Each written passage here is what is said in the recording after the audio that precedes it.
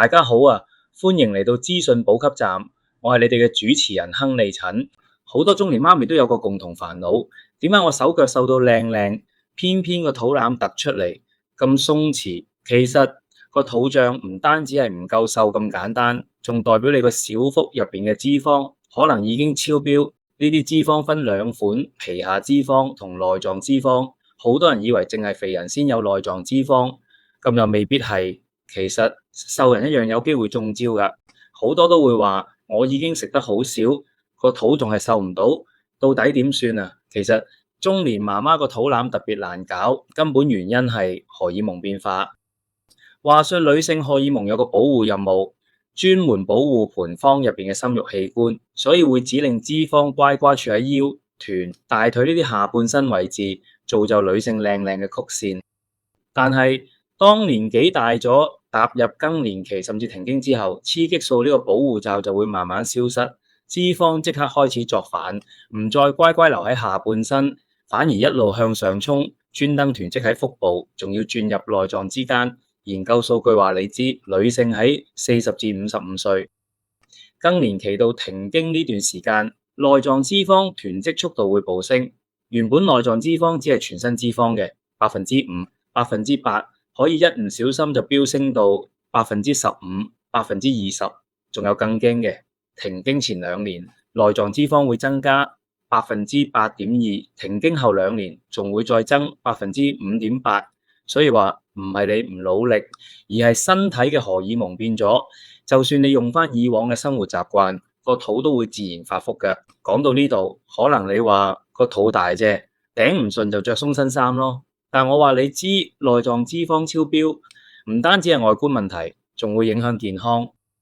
首先，身材會變成蘋果型，手手腳腳瘦，個肚圓碌碌，着衫都唔靚。更重要嘅係，內臟脂肪超標係代謝綜合症嘅紅燈。代謝綜合症包括高血壓、高血脂、高血糖呢啲三高問題，隨時會增加中風、心臟病甚至第2型糖尿病嘅風險。唔單止影響個靚樣，仲會縮短壽命添。今日教你2招趕走討厭嘅內臟脂肪。首先要識分皮下脂肪同內臟脂肪，用手指摸一摸就知。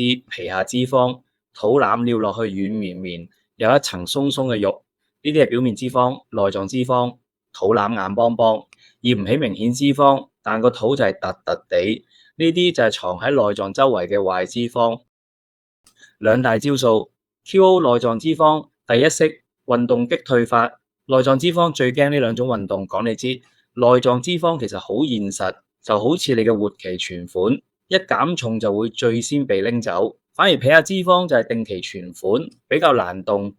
醫學研究證實，只要你減低全身體重嘅5%，就可以明顯減少肝臟入邊嘅脂肪含量，連脂肪肝都有機會改善。有研究所得知，約1000個減肥人士做測試，全部都係減重之後，內臟脂肪先大幅下降。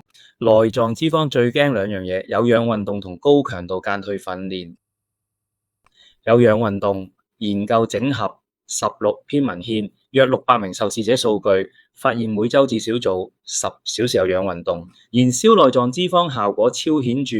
快走、跑步、踩健身單車都得。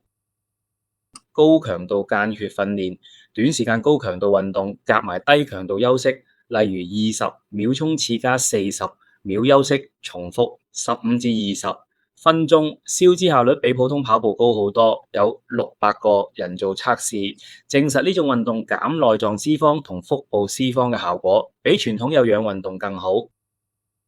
記得做運動之前要飲夠水，做足熱身，唔舒服即刻停啦。仲有3款居家運動啱晒媽咪們。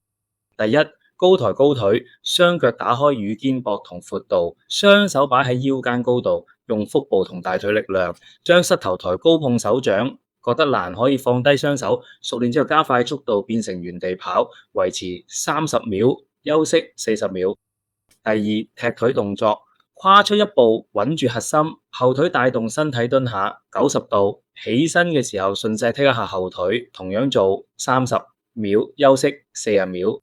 第三，深蹲跳，雙腳打開與寬同寬，穩住核心深蹲，雙手向前擺保持平衡，起身嘅時候用力跳起。覺得攰可以中間休息，目標係做到心跳飆到約140下。仲有3款居家運動啱晒媽咪們。第一，高抬高腿，雙腳打開與肩膊同闊度，雙手擺喺腰間高度，用腹部同大腿力量，將膝頭抬高碰手掌。覺得難可以放低雙手，熟練之後加快速度變成原地跑，維持30秒，休息40秒。第二，踢腿動作，跨出一步穩住核心，後腿帶動身體蹲下90度，起身嘅時候順勢踢一下後腿，同樣做30秒，休息40。第三，深蹲跳，雙腳打開與肩膊同闊度，穩住核心深蹲，雙手向前擺保持平衡，起身嘅時候用力跳起，覺得攰可以中間休息，目標係做到心跳升到約140下。